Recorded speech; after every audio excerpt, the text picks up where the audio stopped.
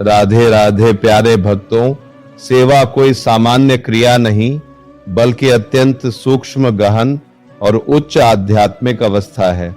विशेषता जब वह अपने आराध्य की प्रेमपूर्ण सेवा हो तो उसका महत्व और भी बढ़ जाता है। जिसे एक बार भी अपने प्रिय ठाकुर की सेवा का अवसर मिल जाता है, समझ लेना चाहिए कि उसे जीवन का अनमोल सौभाग्य प्राप्त हुआ है। सेवा के इच्छुक को यह संशय नहीं रखना चाहिए कि उसे अवसर मिलेगा या नहीं, क्योंकि जो निष्कपट हृदय से पुकारता है, दिव्य करुणा स्वयं उसे अपने कार्य में लगा लेती है। साधना का फल समय के साथ प्राप्त होता है, पर सच्ची सेवा का अनुभव तत्काल मिलता है। स्वामी के निकट होने का सुख, अंत करण की शांति और नित्य स्मरण की मधुरता, परंपराएं और संतवाणी यही संकेत देती हैं कि सच्चे भाव से की गई सेवा कभी व्यर्थ नहीं जाती। साधना में चूक हो सकती है, पर प्रेम पूर्वक की गई परिचर्या साधक को अपने लक्ष्य से दूर नहीं ले जाती। जो सेवा में तल्लीन रहता है वह धीरे धीरे भीतर के उस पवित्र अवस्था में प्रवेश करता है जहां मन, बुद्धि और भाव सब प्रभु में रमे रहते हैं। यह सोचकर पीछे न हटे कि यदि समय सेवा को देंगे तो सांसारिक कार्य कौन संभालेगा। क्या यह विशाल सृष्टि केवल हमारे प्रयास से चल रही है? दिन में थोड़ा समय निकालकर एकांत में प्रेम से अपने आराध्य को स्नान कराएं, सुसज्जित करें, भोग अर्पित करें, आरती उतारें, परिक्रमा करें और कृतज्ञता से साष्टांग प्रणाम करें। यही जीवन का वास्तविक लाभ है, यही आत्मा का उत्सव है और यही वह मार्ग है जो मनुष्य को भीतर से पूर्ण, संतुष्ट और ईश्वर सानिध्य के योग्य बनाता है। सोचने की बात है कि हम स्वयं तो गर्मा-गर्म हलवा, पकौड़ी, चाय और तरह तरह की मिठाइयों का आनंद लेते हैं, लेकिन जब अपने आराध्य को भोग लगाने की बारी आती है तो कभी-कभी लापरवाही कर बैठते हैं। कुछ सूखे मेवे वैसे ही रख दिए, टॉफी भी खोलने की आवश्यकता नहीं समझी, ये भूल जाते हैं कि भोग वस्तु का नहीं, भावना का होता है। यदि प्रसाद अर्पित करना है तो उसे ससम्मान स्वच्छ पात्र में प्रेम पूर्वक प्रस्तुत करे। अनंत सृष्टि का पालन करने वाला प्रभु हमारी छोटी सी भेंट पर निर्भर नहीं है, पर हमारा स्नेह और श्रद्धा उसे स्पर्श करती है।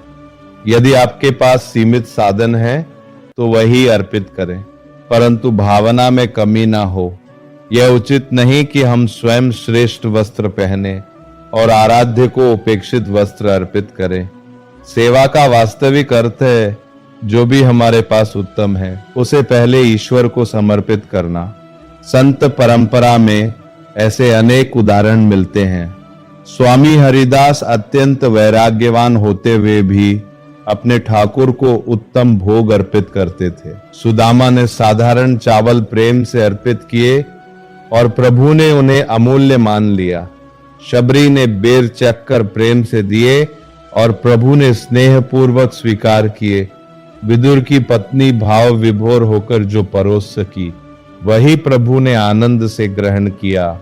इन कथाओं का सार यही है कि प्रभु को वस्तु की समृद्धि नहीं, हृदय की पवित्रता प्रिय है। मंदिरों में सजने वाले भव्य फूल बंगले और अलंकरण भले ही अत्यंत मूल्यवान हो, पर ईश्वर को बांधने वाली शक्ति केवल निष्कपट प्रेम है। इसलिए जब भी भोग लगाएं या सेवा करें उसे एक औपचारिकता नहीं बल्कि अपने प्रेम का उत्सव बनाएं, साफ सुथरा, आदरपूर्ण और पूर्ण समर्पण के साथ। यही सच्ची सेवा है, यही भक्ति का सार है। सेवा का भाव ऐसा होना चाहिए कि हमारे आराध्य को घर के किसी भयभीत कोने में नहीं बल्कि सम्मान पूर्वक उस स्थान पर विराजित किया जाए जहां वे स्वामी के रूप में प्रतिष्ठित हों। क्योंकि यदि घर में ठाकुर जी हैं तो वही वास्तविक मालिक हैं और हम तो केवल उनके सेवक हैं। फिर हम उनसे क्या छिपा सकते हैं? वह तो हमारे प्रत्येक भाव, प्रत्येक कर्म के साक्षी हैं। सेवा का अर्थ केवल नियम निभाना नहीं, बल्कि ऐसा वातावरण बनाना है जिसमें प्रेम, आदर और सजगता हो। यदि किसी व्यवहार में कमी दिखे तो उसे तुरंत सुधारने की विनम्रता भी हो। यही सेवा की सच्ची पद्धति है और इसी मार्ग पर चलकर भगवत प्राप्ति का विश्वास दृढ़ होता है। सेवा की निष्ठा का एक प्रेरक उदाहरण संत परंपरा में मिलता है। आस्करण जी इतने एकनिष्ठ सेवक थे कि सेवा के समय किसी से मिलना स्वीकार नहीं करते थे। एक बार जब दिल्ली का बादशाह उनसे मिलने आया और उन्हें सूचना दी गई कि वे सेवा में रत है, तो क्रोधवश उसने दबाव बनाया, किंतु संत अपनी आराधना में अडिग रहे। कहा जाता है कि परिस्थिति इतनी विकट हो गई कि शासक स्वयं भीतर पहुंचा, पर संत दंडवत में लीन रहे, न बोले न विचलित हुए। बाहरी आघात भी उनकी तल्लीनता को डिगा न सका। उनकी अविचल भक्ति देखकर शासक का हृदय परिवर्तित हो गया। उसने अपनी भूल स्वीकार की और उनके प्रति सम्मान प्रकट किया। यह कथा बताती है कि सच्ची सेवा में ऐसी शक्ति होती है जो कठोर हृदय को भी पिघला दे। आगे चलकर जब वे गंभीर रोग से ग्रस्त हुए और उठना भी कठिन हो गया, तब भी उनकी सबसे बड़ी चिंता अपने शरीर की नहीं, सेवा के व्यवधान की थी।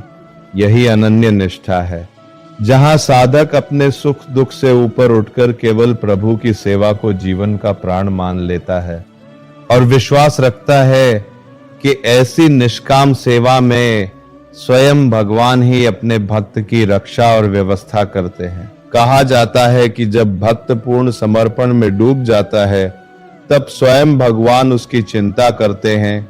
एक प्रसंग में वर्णन मिलता है कि संत की अस्वस्थता के समय उनके आराध्य ने संकेत दिया जाए, श्रद्धा से ग्रहण करते ही उनका कष्ट दूर हो गया। इसी भावना से शास्त्रों में चरणामृत की महिमा कही गई है कि वह आयु की रक्षा और रोगों के शमन का कारण बनता है। अर्थ यह है कि विश्वास और भक्ति से जुड़ा साधन आत्मबल को जागृत करता है। नियम पूर्वक श्रद्धा से चरणामृत ग्रहण करना किसी खर्च या हानि का विषय नहीं, बल्कि आंतरिक शुद्धि और स्मरण का माध्यम है। एक अन्य प्रेरक कथा में वर्णित है कि जब विरोधी राजा ने आक्रमण किया तो आस्करण जी ने हिंसा का मार्ग स्वीकार नहीं किया। उन्होंने शस्त्रों के स्थान पर मंजीरा उठाया और नाम स्मरण में लीन हो गए। कहा जाता है कि परिस्थितियां ऐसी बदली कि बिना युद्ध ही संकट टल गया। ये प्रतीक है कि नाम और सेवा में अद्भुत शक्ति है, जो भय और वैर को भी शांत कर सकती है। इसलिए ये भ्रम छोड़ देना चाहिए कि सेवा करने से सांसारिक कार्य बिगड़ जाएंगे या भगवान भक्त को अभाव में रख देंगे। जो सृष्टि के समस्त प्राणियों का पालन करता है, वह अपने सच्चे भक्त की उपेक्षा क्यों करेगा? सेवा से मन के दोष क्षीण होते हैं, पाप प्रवृत्तियां दूर होती हैं और जीवन में सुख का मार्ग खुलता है। वास्तव में पतन का कारण सेवा नहीं, बल्कि दुराचार, नशा, छल और विषयासक्ति है। मनुष्य जन्म केवल भोग विलास के लिए नहीं मिला। भोजन, निद्रा और इंद्रिय सुख तो पशु भी भोगते हैं, पर विवेक, श्रद्धा और भगवत चिंतन की क्षमता मनुष्य को विशेष बनाती है। अतः जीवन का सार यही है कि सेवा को अपनाएं, नाम का जप करें, हृदय में श्रद्धा और निर्मल भाव रखें और ये आकांक्षा जगाएं कि इसी जन्म में आत्मोन्नति